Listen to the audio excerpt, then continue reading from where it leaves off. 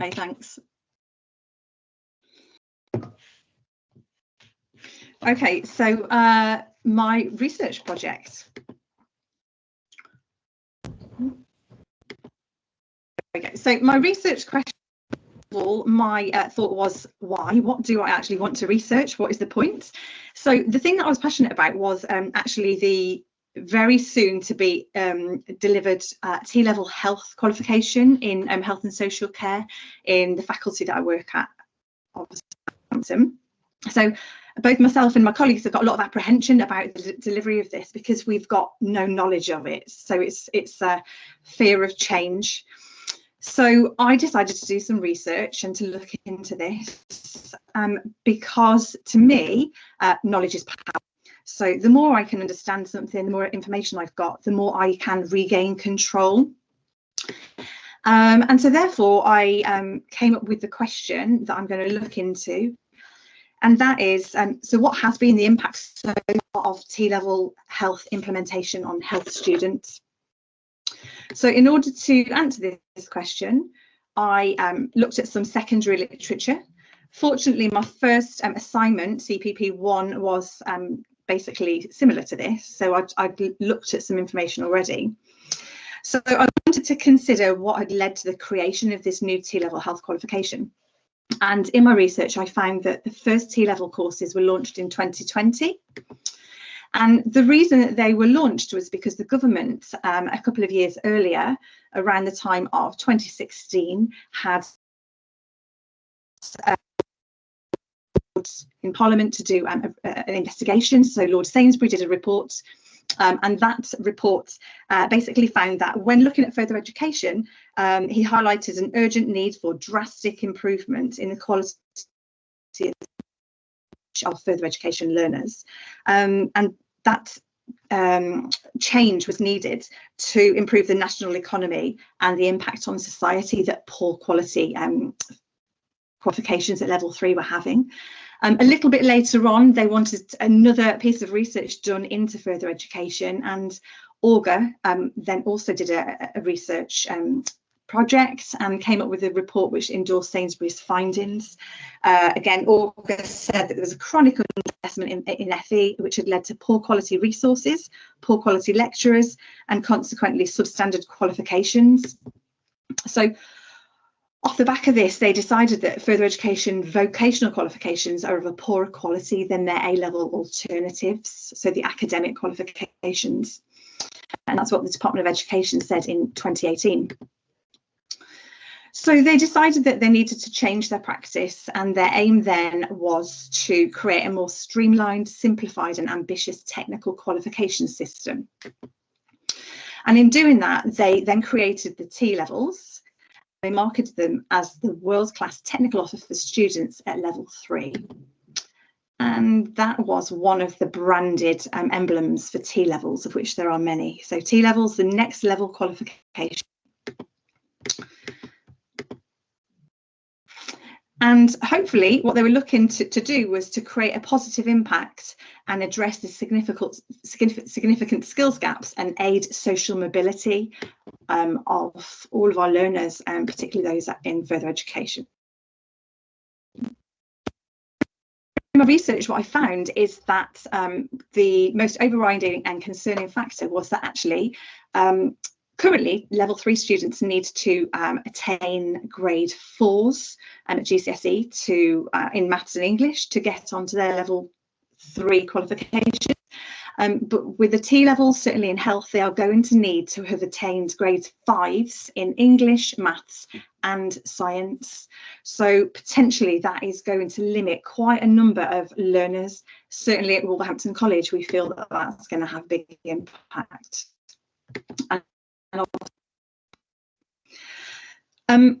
More of my secondary literature research found that only last year, the House of Commons in the Education Committee, they did a research project looking at those colleges that are currently already delivering T-levels.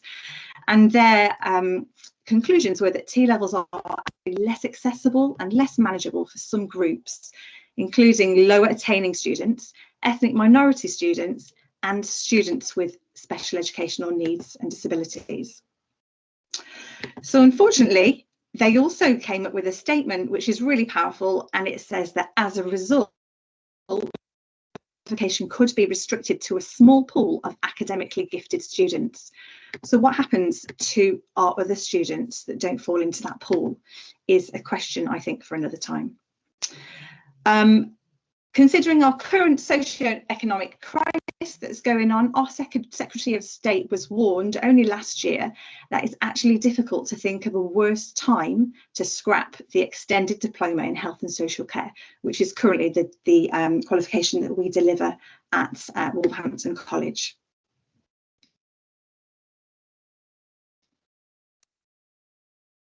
I couldn't come up with one hypothesis because I wanted to base it on two things. My research that I've done, which was very much into the more recent study by in the Education Committee, which found that it was going to have a huge impact on vulnerable learners. So I wanted to see if that was true. And also I wanted to see what my fellow lecturers who are already delivering this thought. Are they anxious about the delivery of this, and do they have concern? Biester and Priestley tell us that actually teachers should be agents of change. In their book Reinventing the Curriculum, they argue that teachers should be encouraging a shift towards more dynamic and socially engaged approaches to learning, rather than having rigid objective focus for the T-levels. But when we look at change management theory, actually, if change isn't handled appropriately, it can cause a lot of fear and anxiety. And that's one of the hypotheses that I have come up with.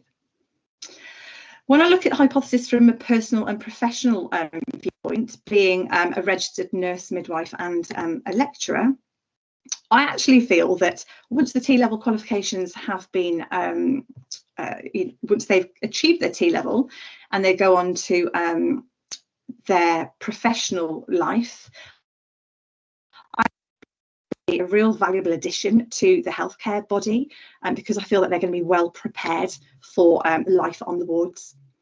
I also feel that looking into the makeup of the course and what it entails, that the students are going to enjoy and thrive on placement. Because they're going to have a lot of scaffolding with their placement mentors, and they're going to naturally use a lot of metacognition to embed learning, because that's something that's part and parcel of life in healthcare and certainly in the NHS. So looking at my research design and methods, my target audience has to be students that have already experienced some T-level some of the T-level course. So I looked at second year students who had just completed their first year, but also I wanted to have a look at the perspectives of lecturers who were also teaching the course, to see what their viewpoints were in comparison. So a critical comparison really of the two stakeholders, the students and the lecturers.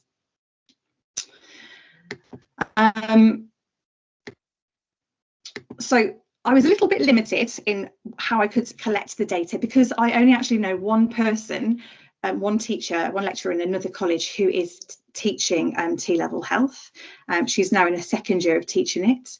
And I was able to ask one of the lecturers from Devon, a college in Devon called Petrock. I met her on a webinar about T-levels, if she would support me in my research project. And fortunately, both of them said that they would. So I used an electronic questionnaire or survey because I could send it to them directly. I have had no face-to-face contact with them.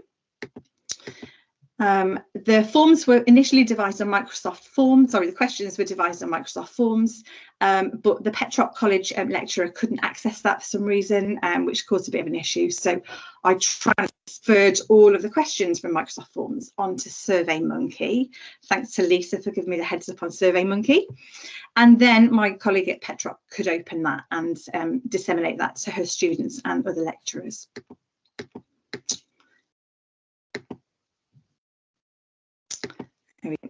So following that, oh sorry, I was also going to say that actually my questions, there were 6 of them for each set of students and teachers, and so altogether I had 12 questions, and but I actually devised them on ChatGPT because I wanted to save time. So I told ChatGPT what I wanted to find out in my research, and they created my questions for me, which was really helpful. So my response rate was actually really poor. I was very disappointed. I had 4 students altogether and 4 lecturers, which meant I had 8 respondents in total. However, my respondents were from a randomised sample, and they were totally anonymous and unbiased because I didn't know who they were. I also, when I started to panic thinking I haven't got many responses, I've got a private Facebook group for T-level health for the country, and I uploaded my QR code to that and asked people to respond. They may have responded, but I don't know whether they did or not because, as I say, it was anonymous. So they may be part of this figure. My problem was that my questionnaire was sent out just before the Christmas holidays, and the colleges had different holidays to us as well, and therefore it just wasn't a good time to send it out really. So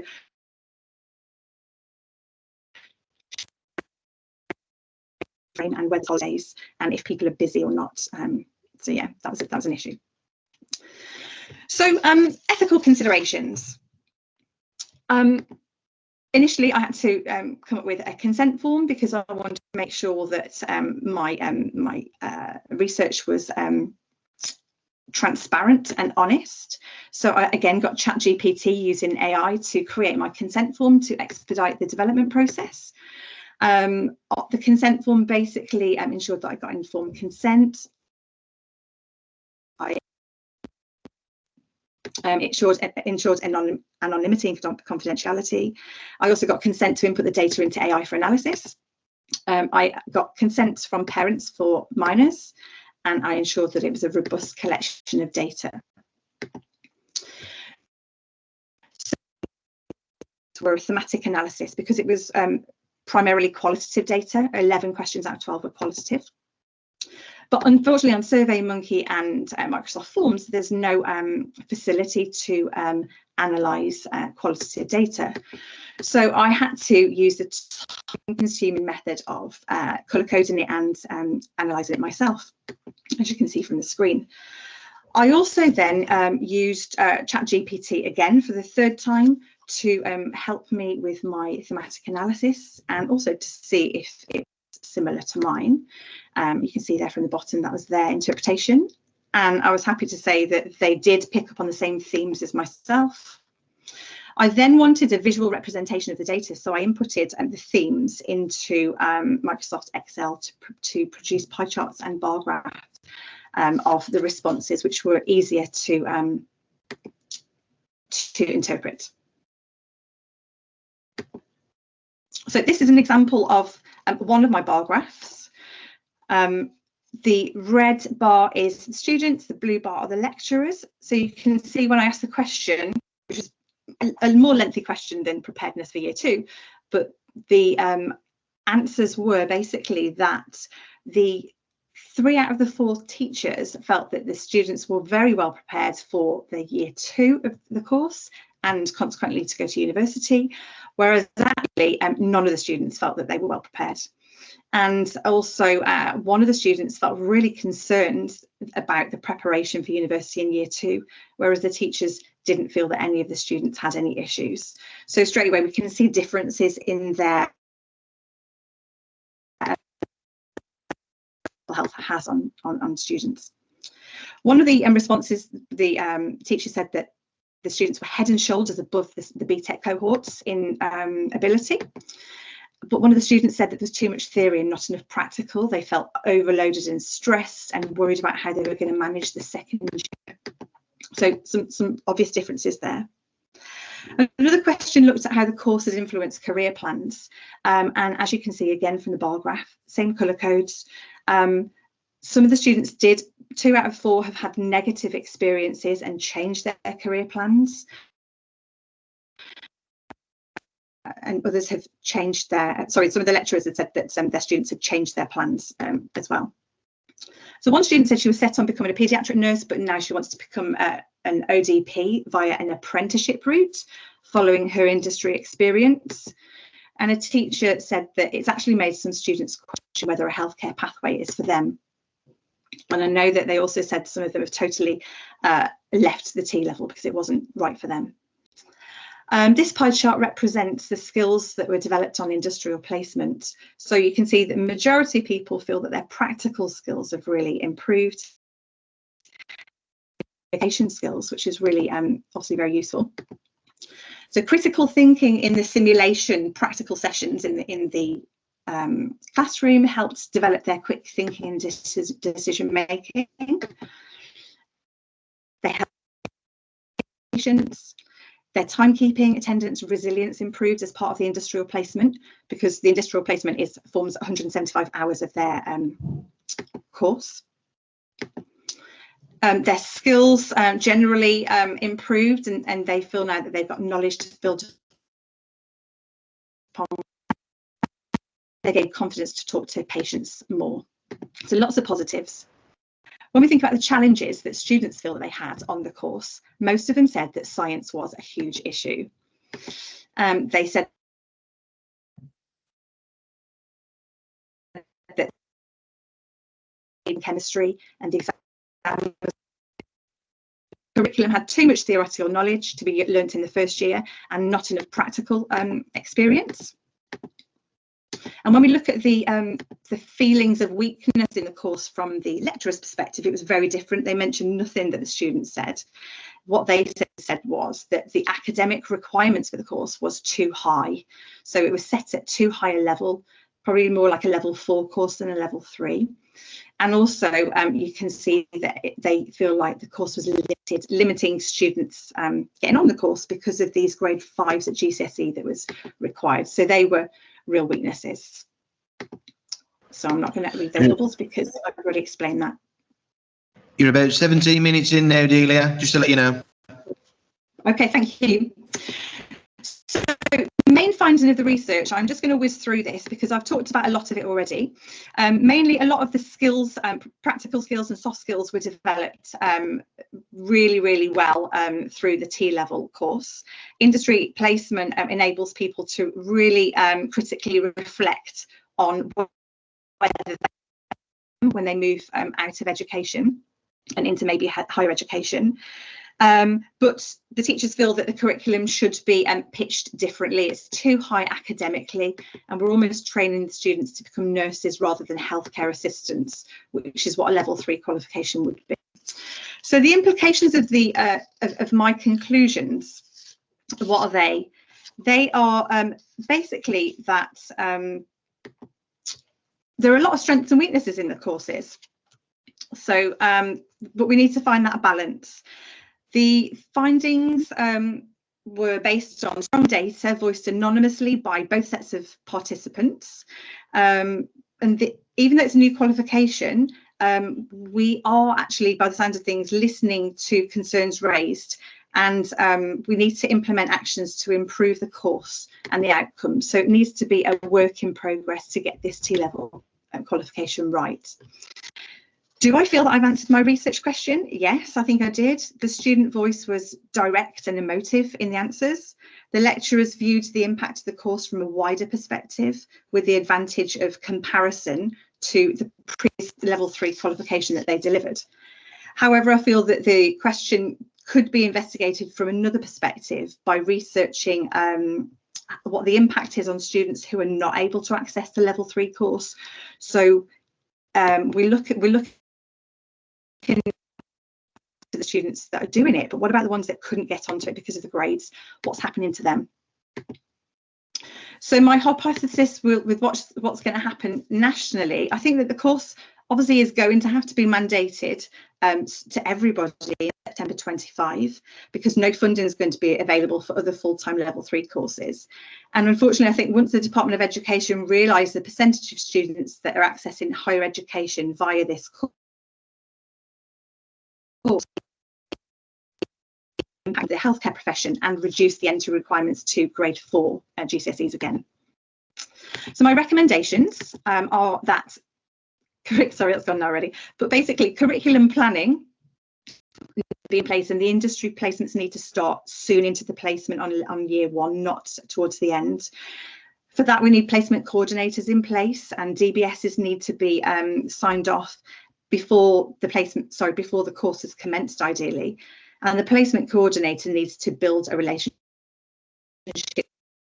secure these industry placements where the students can do their 175 hours. We need to be liaising with other T-level educationalists to share best practice. We can do this through webinars and annual conferences, possibly. We need to inform the direction of the course through student feedback. So really listen to the student voice to make sure we're getting this course right. And a national larger scale research project needs to go on again, as it did last year, looking furthermore at the impact of this T-level on students. So to conclude, this standard really resonated with me when I read it. So from the education in 2022, one of the standards that we should adhere to is to develop and update our knowledge of our subject specialism, taking account of new practices, research, and industry requirements. For me, research should not be a one-off. In professional practice, we should be striving for the best. And when we talk about research, it can be large-scale research, but small-scale research on a daily basis is also important. So getting student feedback and actioning what they are telling us is just as important as big research projects. So here are a list of my references that I've looked at. And thank you very much for listening. Does anyone have questions? No, Delia, that was brilliant. I really like how you put the ETF professional standards at the end. That's brilliant. Really thanks, clever. James. Well done. Great reference. Well Thank you very much. Fair play. Thank you. Delia. Brilliant. Well done, Delia. Thank you, guys. Are you going? Your 21 minutes. That already wasn't great. hung Never there. mind. I like that. I like that image. Sorry? The image with your graduation. Yeah, I like that image. I never thought about that, actually. Yes, that's going to be us in a few months. Yes. Yeah. Well done. Thanks. I don't know whether Adam's been in or not. There he is. Ah, here he is. I'm here. Lovely. Can I press stop recording? Yes, please. Fantastic. Right.